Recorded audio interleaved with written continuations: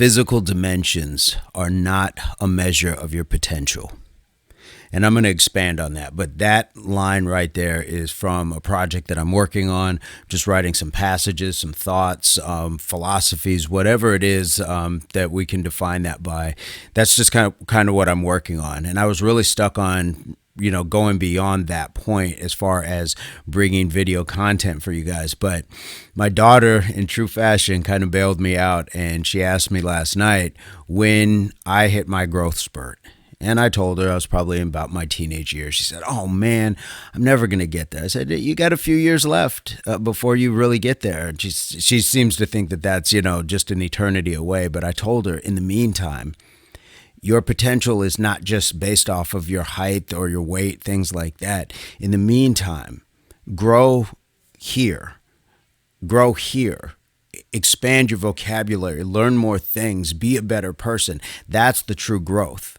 That's the real growth that we should be talking about when we're talking about people's potentials.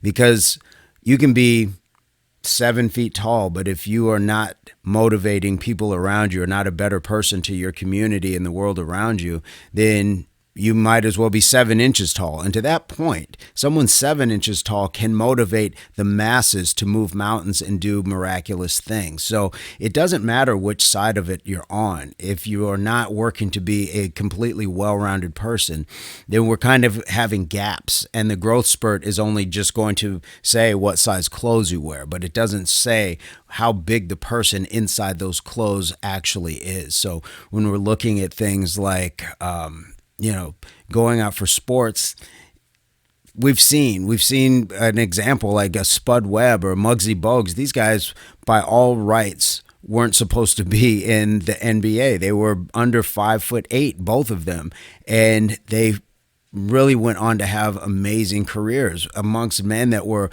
well over a foot taller than them.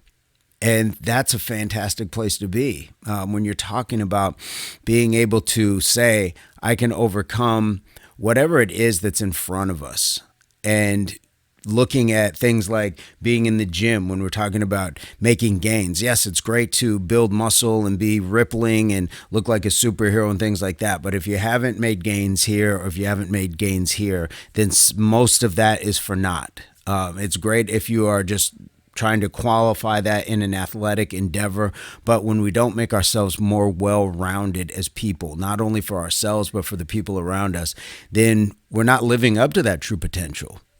And those measurements of physical stature are just measurements of physical stature. It doesn't equate to who we can truly become. And that's the potential that we really want to tap into. So learn something new, whether it's a language, whether it's an instrument, whether you start to go volunteer or put yourself out into the community to help other people.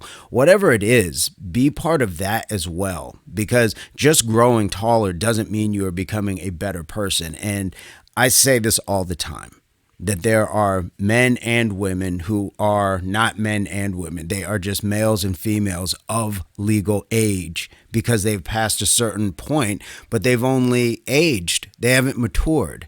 And that's an important part to be at. And it's not a judgment. It's just true because there's parts of all of our lives where we continue to learn and we will get there, but we also have to understand that that has nothing to do with our physical stature, whether we are underweight, overweight, too tall, too short, whatever it is, too dark, too light, whether we have a disability or do not have a disability. All of those things are really just portions of who we are, but it doesn't mean that we can't overcome certain things that we're just born into that we have no control over. That's the thing. The things that we do have control over, that's where we want to really tap in and say that we are living up to our potential.